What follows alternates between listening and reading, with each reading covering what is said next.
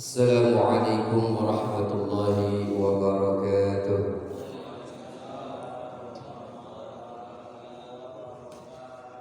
Bismillahirrahmanirrahim. Alhamdulillahilladzi anzala al-Qur'an 'allamahul bayan. Wassalatu wassalamu ala nabiyyina Muhammadin wa ala alihi wa sahbihi ajma'in. Amma ba'd. Qala rabbi shrah li sadri wa yassir li amri wahlul 'uqdatam min lisani yafqahu qawli waj'al li waziran min ahli Harun akhi. Yang sama-sama kita hormati bersama Ketua DKM Masjid Al-Muhajirin beserta jajarannya, mudah-mudahan senantiasa Allah Subhanahu wa taala berikan kesehatan selalu, baik kesehatan jasmaniah maupun rohaniyahnya, dan juga mudah-mudahan Allah Subhanahu wa taala panjangkan umurnya dan diluaskan rezekinya serta diberkahi hidupnya, amin.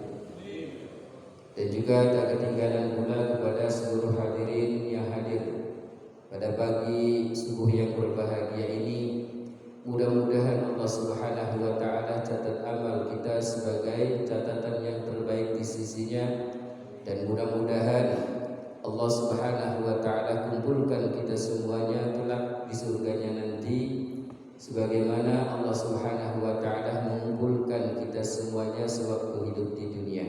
Amin. Puji dan syukur senantiasa kita panjatkan kehadirat Allah Subhanahu wa taala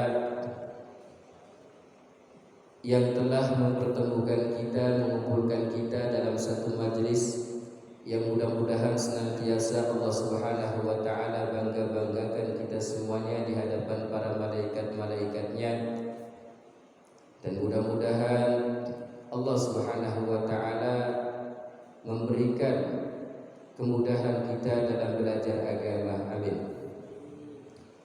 Salawat beserta salam tak lupa kita sanjungkan keharibaan baginda Rasulullah sallallahu alaihi wasallam yang dalam membawa misi risalahnya, yang dengan kekuatan kristal keyakinannya beliau sanggup mendobrak dan menerobos di celah-celah kehidupan manusia dan berhasil mengibarkan panji-panji keislaman di seluruh jagat buana ini dengan mulai tuntunan firman-firman Allah Subhanahu wa taala yang beliau sampaikan ke segenap umat manusia melalui para sahabat-sahabatnya, para tabi'in dan tabi'ut tabi'in hingga kepada kita semuanya yang kita kenal dengan Al-Qur'anul Karim.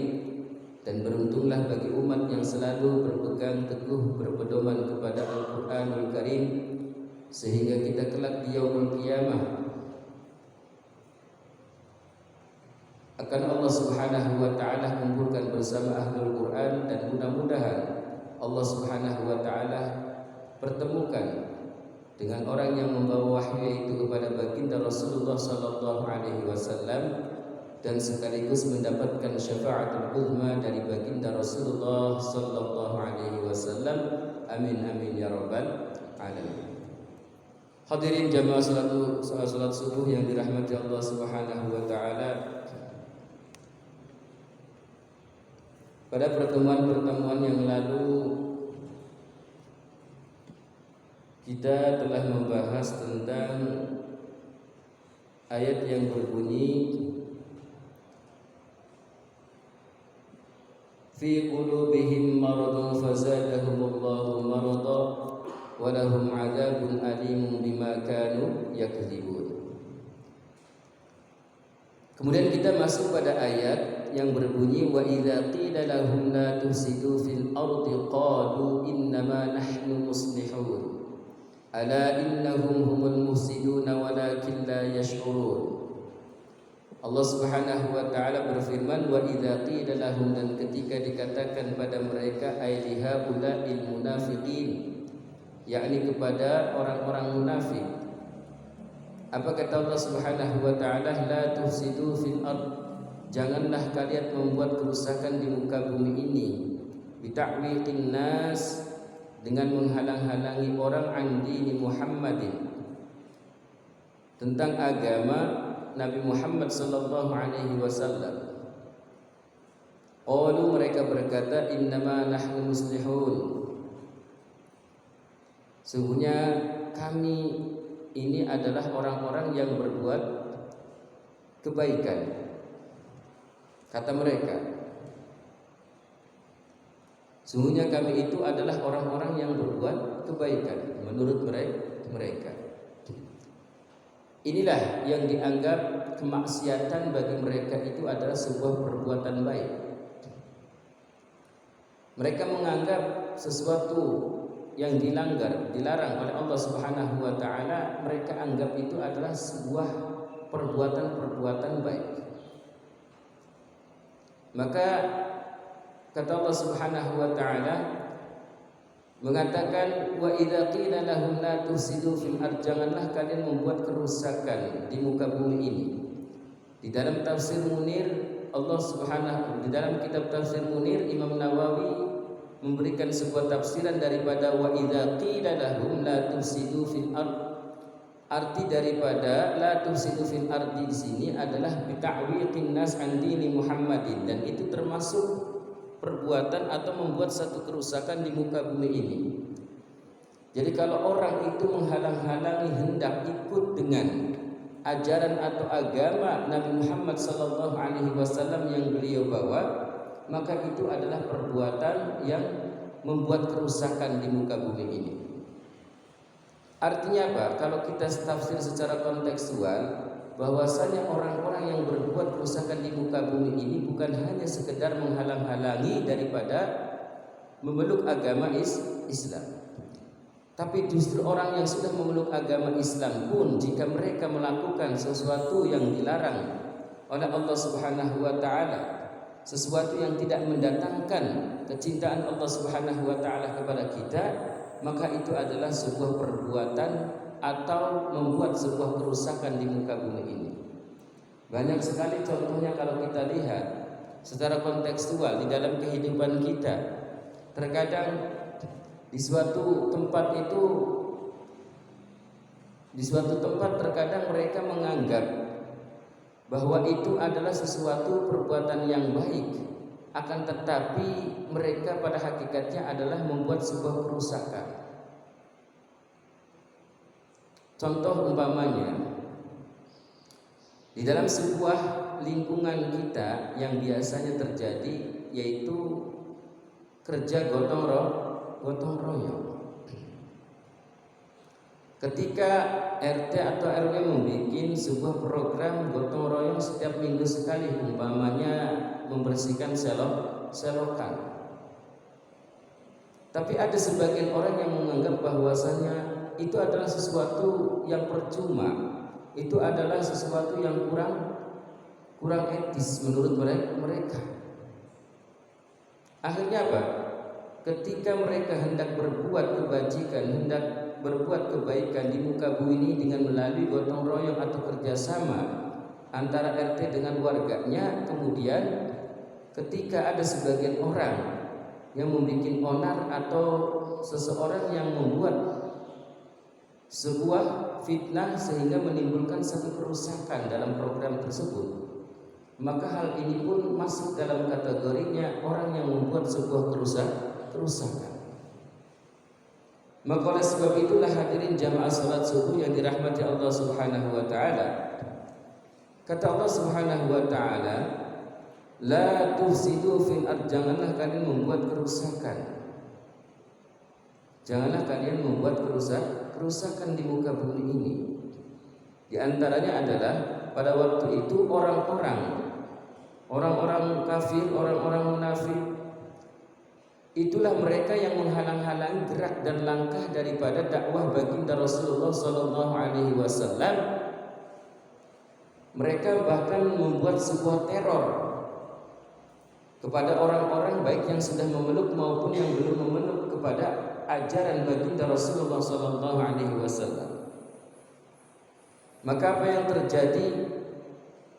Justru agama yang dibawa oleh baginda Rasulullah sallallahu alaihi wasallam untuk disampaikan kepada seluruh umat manusia ini bukannya hancur Akan tetapi justru mereka yang menghalang-halangi agama baginda Rasulullah sallallahu alaihi wasallam yang beliau sampaikan ini, mereka hancur. Artinya dalam kehidupannya tidak ada kemenangan ketika menghalang-halangi baginda Rasulullah sallallahu alaihi wasallam. Jadi makanya bagi orang yang terus membuat sebuah onar dalam kehidupan lingkungan masyarakatnya, maka saya yakin kehidupannya mereka ini, orang ini tidak akan nyaman.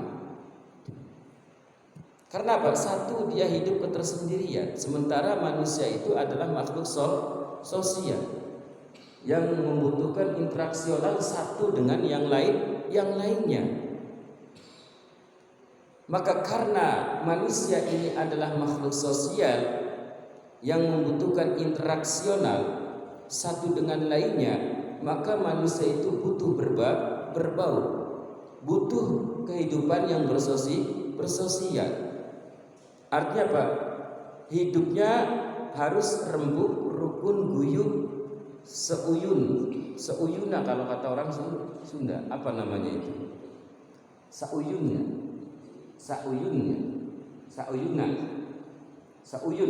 Hidup bareng berrembukan itu apa namanya? Seuyunan ya gitu ya. Seuyunan ya. Betul ya, seuyunan. Kata orang Sunda begitu. Artinya apa? Ya bahasa kitanya gitu kan. Bahasa kitanya meskipun nasinya satu piring begitu kan, yang penting makan bersama, begitulah ya. Karena kita ini makhluk sosial. Begitu, jangan membuat sebuah onar sehingga dalam kehidupannya akan membuat dirinya tidak nyaman. Maka kita lihat perjalanan orang-orang yang selalu menghalang-halangi orang yang hendak memeluk agama yang dibawa oleh baginda Rasulullah sallallahu alaihi wasallam, bukan hanya membuat sebuah teror, bahkan mereka mengancam akan membunuh mereka dan tidak akan segan-segan ketika mereka dapati memeluk kepada ajaran baginda Rasulullah sallallahu alaihi wasallam, mereka akan membunuhnya. Contohnya siapa? Bilal bin Rabah. Ketika diketahui mengikuti ajaran baginda Rasulullah sallallahu alaihi wasallam, maka kemudian Bilal diseret ke tengah-tengah gurun Sahara, kemudian dadanya dilempar batu, ditindihin batu, meninggal. Orang terkadang kan begitu juga dalam kehidupan gitu ya. Kadang-kadang orang itu tidak suka tidak suka dengan program-program yang dicanangkan oleh baik itu ketua RW maupun ketua RT-nya, atau bahkan sekalipun program yang dicanangkan oleh ketua DKM masjid, ada saja mungkin selentingan atau orang yang akan membuat program tersebut menjadi kacau balau. Itu sudah hal yang lumrah dan terjadi di mana-mana.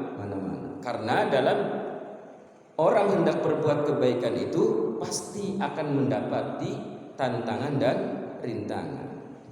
Sebagaimana Rasulullah sallallahu alaihi wasallam hendak menyampaikan agama kepada orang-orang bangsa Arab, namun apa yang terjadi? Yang terjadi adalah bukan penerimaan, malah justru penolakan awal-awal ketika baginda Rasulullah sallallahu alaihi wasallam menyampaikan agama. Bahkan ketika membawakan sebuah syariat, di dalam agama itu kan punya aturan, punya syariat. Maka ketika baginda Rasulullah sallallahu alaihi wasallam membawa salat yang merupakan perintah Allah Subhanahu wa taala yang beliau bawa, yang disebut dengan sebuah peristiwa Isra Mi'raj, satu perjalanan yang dimana baginda Rasulullah sallallahu alaihi wasallam menempuh perjalanan hanya satu malam ditempuhnya. Kemudian disampaikan kepada orang-orang Arab, disampaikan kepada seluruh keluarganya. Apa yang terjadi? Sebagian menerima, sebagian banyak menolaknya, terutama paman yang bernama Abu Jahal. Menolak dengan apa? Dengan mentah-mentah, karena dianggapnya itu adalah sesuatu yang tidak logis. Belum lagi ditambah dengan mukjizat-mukjizat yang ada dalam diri baginda Rasulullah sallallahu alaihi wasallam. Ketika Allah Subhanahu wa taala tunjukkan mukjizat Nabi Muhammad sallallahu alaihi wasallam kepada mereka, sebagian mereka beriman dan sebagian lagi menolak. Bahkan jauh sebelum Nabi Muhammad sallallahu alaihi wasallam, kita ambil salah satu contohnya adalah Nabi Musa alaihi salam. Nabi Musa alaihi salam, ketika Allah Subhanahu wa taala memerintahkan kepada Nabi Musa alaihi salam ketika membawa kaumnya yaitu Bani Israel, ketika mereka meminta minuman kepada Nabi Musa alaihi salam agar berdoa kepada Allah Subhanahu wa taala, dan kemudian Nabi Musa alaihi salam diperintahkan oleh Allah Subhanahu wa taala untuk apa? Untuk menancapkan tongkatnya di atas batu. Apa yang terjadi? Yang terjadi adalah fanfajarat min husnata asyrata ain. 12 sumber mata air keluar dari atas batu tersebut. Itu apa? Itu adalah mukjizat daripada Nabi Musa alaihi salam. Namun sebegitu Allah Subhanahu wa taala menampakkan mukjizatnya kepada orang-orang Israel, yang sebagian juga mengikutinya dan sebagian juga banyak menolak. Nah, ini diantara daripada mukjizat yang ada pada diri Nabi Musa alaihissalam. Di samping tongkatnya berubah menjadi ular, juga tongkatnya ketika disabetkan di atas batu, maka keluarlah 12 sumber mata air.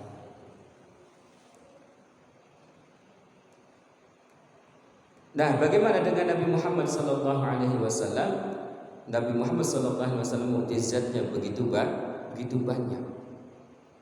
Bahkan termasuk di antara keistimewaan umat Nabi Muhammad sallallahu alaihi wasallam, Allah Subhanahu wa taala pun tunjukkan bahwa di antara umat Nabi Muhammad sallallahu alaihi wasallam adalah umat yang istimewa, umat yang terbaik. Kalau dulu dakwah itu hanya nabi-nabi saja yang bisa berdakwah. Nabi Musa berdakwah, hanya nabi-nabi saja yang bisa berdakwah. Tapi bagi umat Nabi Muhammad SAW, bukan hanya nabinya, tapi juga umatnya bisa berdakwah. Itu maka diantara keistimewaan umat daripada Nabi Muhammad SAW. Maka apa kata Allah Subhanahu Wa Taala? Kuntum khaira ummatin ukhrijat linnas. Kalian itu adalah umat yang terbaik yang dikeluarkan untuk manusia. Kalau seandainya Nabi Musa alaihi salam mukjizatnya bisa mengeluarkan 12 sumber mata air dengan tongkatnya,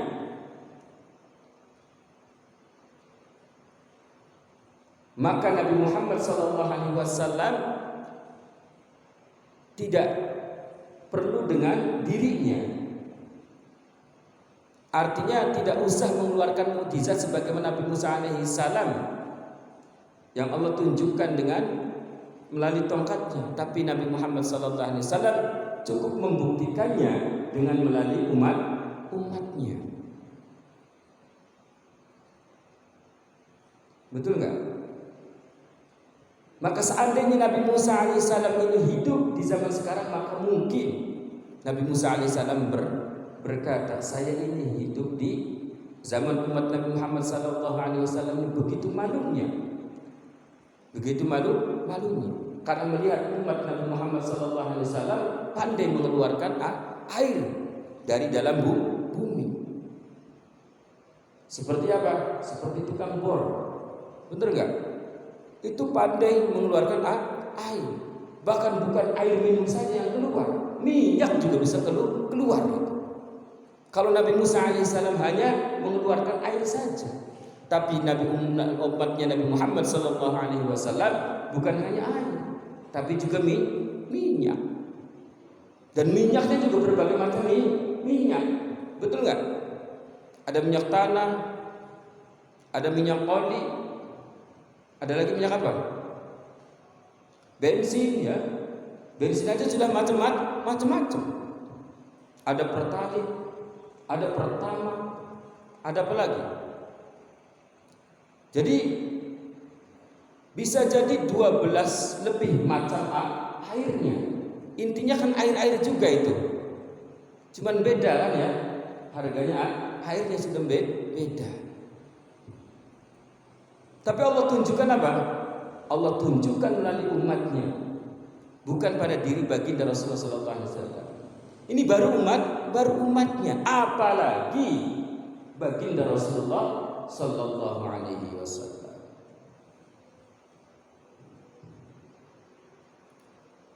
Kemudian jika Nabi Isa alaihi salam Allah tunjukkan dengan melalui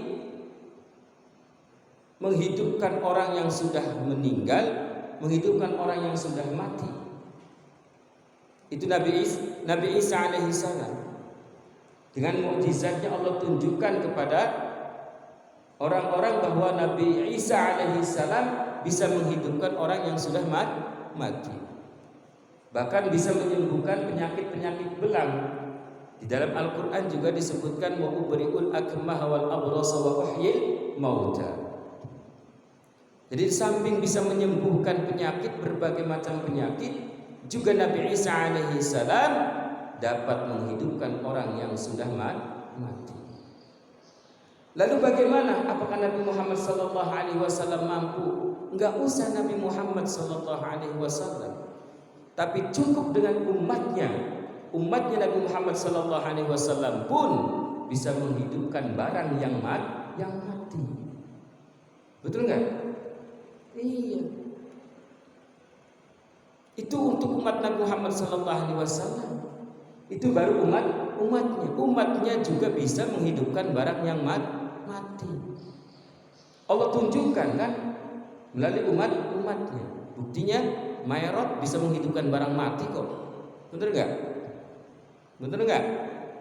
Nah, itu umatnya, baru umatnya.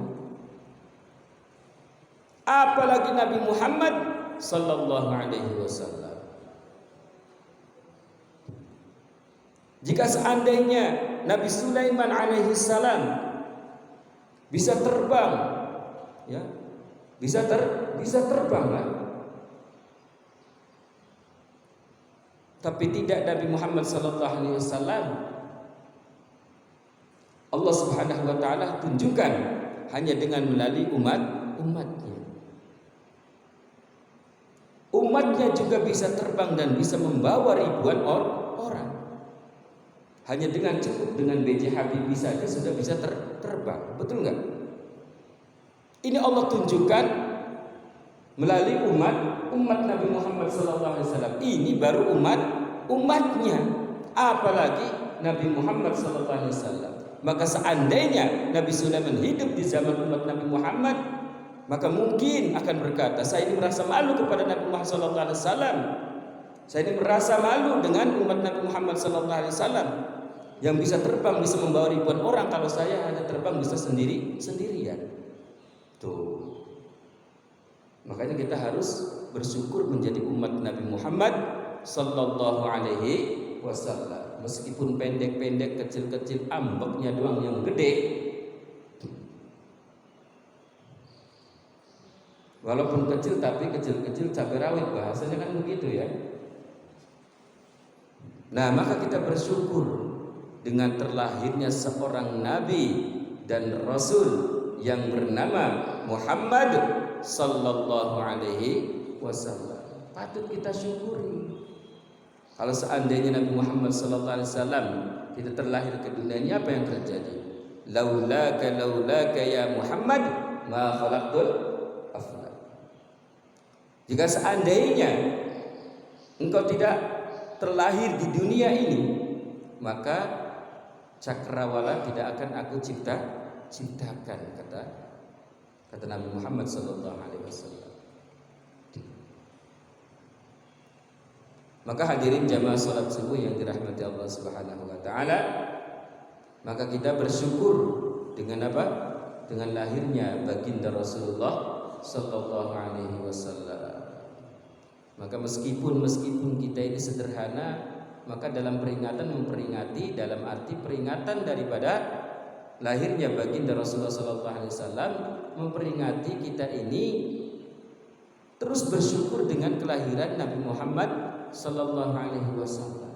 Jadi diingetin lagi bahwa di dalam bulan Rabiul Awal itu terlahir seorang nabi dan patut kita syukur.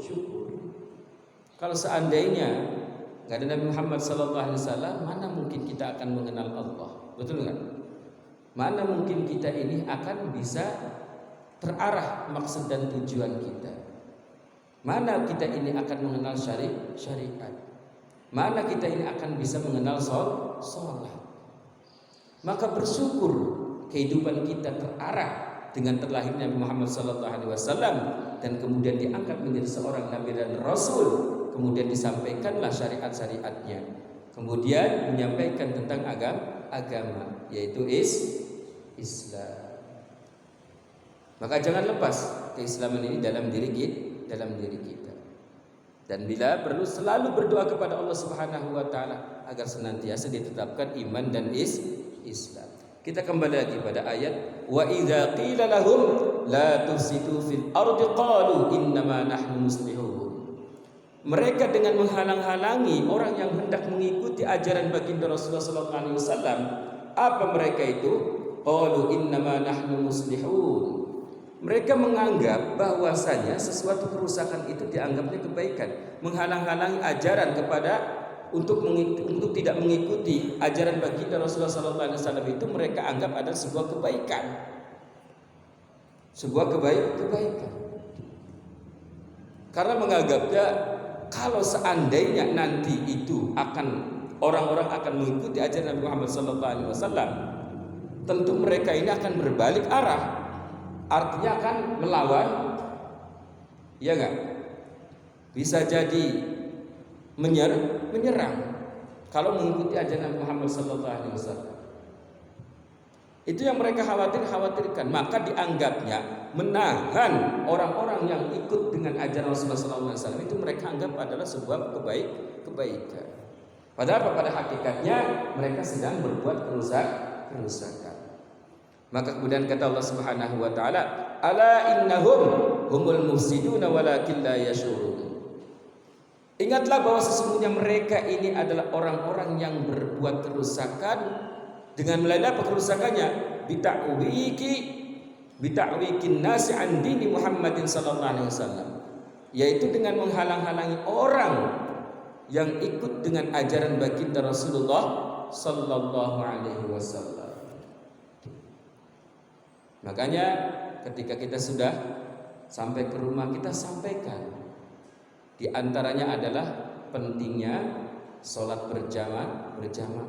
Kepada siapa? Kepada anak-anak laki kita, ya. Kemudian dengan tetangga kita sampaikan, yuk kita sholat berjamaah di masjid untuk memakmurkan masjid. Nah, itu diantara daripada menyampaikan kebaikan terhadap keluarga kita, tetangga kita. Kita ajak dulu dengan melalui apa? Salat berjamaah. Dan ini adalah termasuk perbuatan yang baik. Berbeda dengan orang-orang yang menganggap bahwasanya sesuatu yang akan membuat sebuah kerusakan mereka anggap adalah membuat sebuah kebaikan. Contoh seperti apa? Ya sama aja kok sholatnya menghadap ke kiblat juga walaupun sendirian juga, betul nggak? Berjamaah dengan sendirian kira-kira sama nggak sholatnya? Sama, menghadap ke kiblat juga toh, betul nggak? Mereka nggak sadar nih, nggak sadar. Sedang berbuat kerusakan meskipun kelihatannya mereka dalam kebaikan. sama-sama menghadap kiblat. Sholatnya juga sama. Kalau subuh 2 rakaat, zuhur juga 4 rakaat, sama saja. Ingat, meskipun sama kita sholatnya menghadap kiblat, meskipun bilangan sholatnya juga sama, rakaatnya sama, tapi tidak semua yang sama itu akan menghasilkan sama. Betul apa tidak? Sesuatu yang sama itu belum tentu menghasilkan sama. Ya contohnya seperti begini. Orang duduk semua di dalam majelis, bersila semuanya, bersila semua. Tapi ingat, duduk bersila itu yang sama dengan orang-orang yang sekitarnya juga. Duduknya sila, sama enggak? Sama. Menyimak juga sama. Menyimak. Duduk sila juga sama. Ya kadang-kadang matanya juga menatap ke ustadznya. Ada juga yang menunduk sebagian. Benar gak? Meskipun duduknya posisinya sama, tapi ingat hasil belum tentu sama. Yang satu kadang-kadang paham, yang satu setengah paham, yang satunya lagi remeng-remeng, yang satunya lagi gelap begitu. Karena apa? Gelap. Karena mereka sedang dalam di alam bawah sadar. Makanya paham Pak? Gelap. Maka oleh sebab itulah orang yang posisinya sama belum tentu hasilnya sama. Begitupun sholat, meskipun menghadap kiblatnya sama, jumlah bilangannya sama, yang satu sholatnya sendirian, yang satu sholatnya berjamaah. Kira-kira hasilnya beda apa sama? Beda.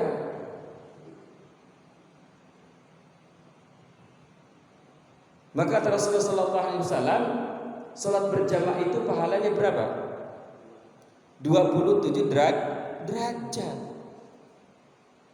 Jika Allah Subhanahu wa taala tampakkan 1 derajat saja kepada manusia, niscaya manusia tidak akan bisa menahannya. Artinya saking begitu tingginya derajat, ketika diangkat 1 derajat saja, ketika Allah Subhanahu wa taala tampakkan derajat orang itu diangkat dalam tingkatan 1 derajat. Ini berapa derajat? 27 derajat. Tuh, orang sholat berjamaah.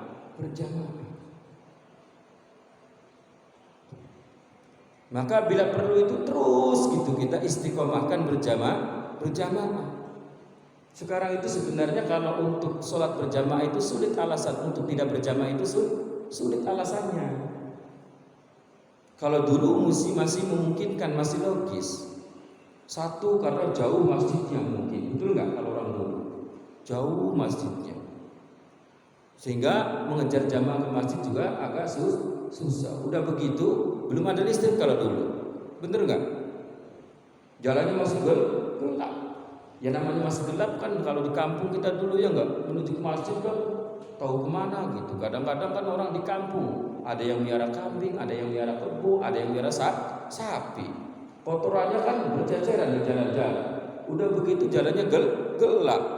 Udah gelap kita kadang-kadang milih-milih jalannya, bener nggak? Takut nerajang doang, mending kalau nerajang kagak nginjak, bener nggak?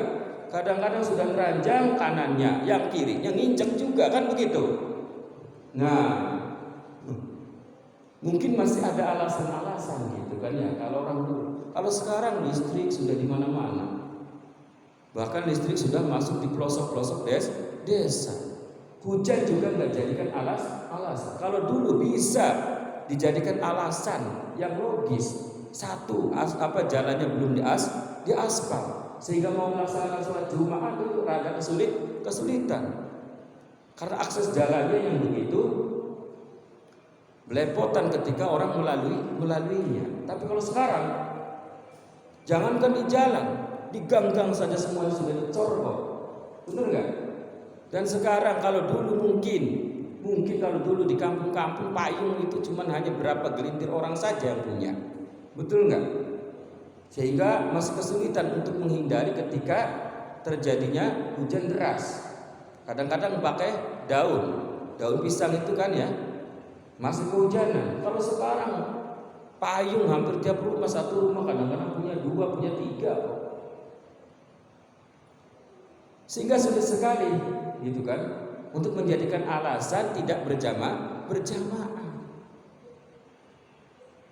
Maka oleh sebab itulah kita mumpung masih diberikan oleh Allah Subhanahu wa taala kesempatan hidup di dunia, maka jadikan kita ini adalah diri kita selalu berbuat kebaikan, yakni beramal soleh. Sudah sering saya sampaikan bahwa amal soleh itu kan ada 2 macam. Ada amal soleh secara individual, ada amal soleh secara sosial. Amal soleh secara individual itu adalah bagaimana diri kita menjaga hubungan dengan Allah Subhanahu wa taala. Menjaga hubungan dengan Allah Subhanahu wa taala. Dengan melalui apa? Dengan melalui menjaga salat 5 waktunya, kemudian menjaga puasa di bulan suci Ramadan, kemudian menunaikan zakat. Kemudian kalau memang mungkin ditambah lagi dengan apa? Dengan sedekah-sedekah yang lainnya. Begitu juga dengan puasa. Ditambah lagi dengan puasa Senin Kemisnya, dengan puasa Arafah, dengan puasa Tarwiyah, dengan puasa berbagai macam puasa sunnah. Kemudian apa lagi? Berhaji bagi yang mampu. Kan begitu. Ini namanya apa? Menjaga hubungan kita dengan Allah Subhanahu wa taala. Ini yang disebut dengan amal soleh secara individual. Udah amal soleh secara sosial bagaimana? Amal soleh secara sosial sebagaimana sabda baginda Rasulullah sallallahu alaihi wasallam, "Man kana yu'minu billahi wal yaumil akhir falyukrim jarahu." Dan barang siapa yang beriman kepada Allah dan hari akhir, maka muliakanlah tetangganya. Batasan tetangga itu sampai berapa rumah? 40 rumah kiri, kanan, depan, belakang, 40 rumah. Itulah tetangga kita. Falyukrim jarahu, memuliakan tetangganya. Ini kadang-kadang sama tetangga bukannya akur, bukannya rukun, bukannya saling memuliakan, malah justru yang terjadi malah sebaliknya, panas-panasan. Bener nggak? Sama tetangga panas-panasan.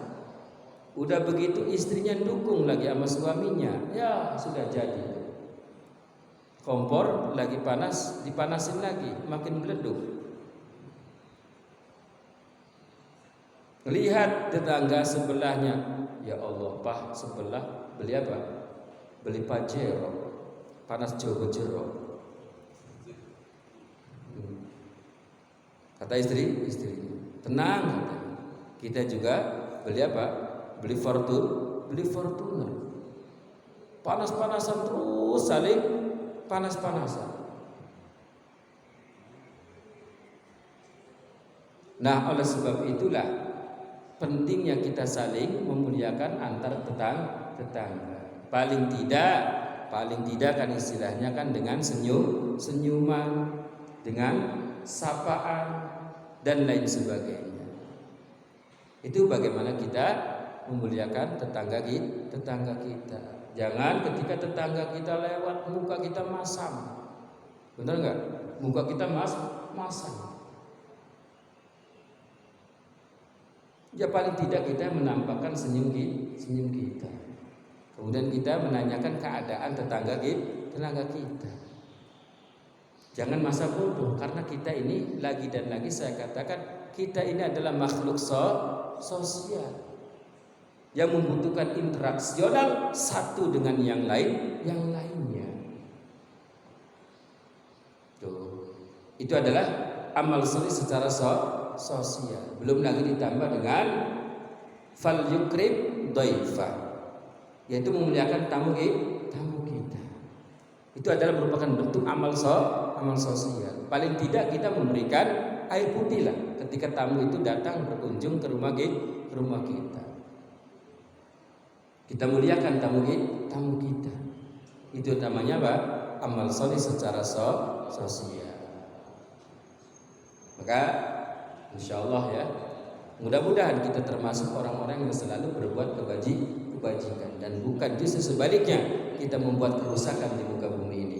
Maka terus kata Allah Subhanahu wa taala, "Wa idza qila lahum la tufsidu fil ardi qalu innama nahnu muslihun ala innahum humul mufsidun walakin la yash'urun." Mereka sedang berbuat kerusakan di muka bumi ini yang mereka anggap itu adalah suatu kebaikan, padahal mereka ini adalah sedang membuat sebuah kerusakan.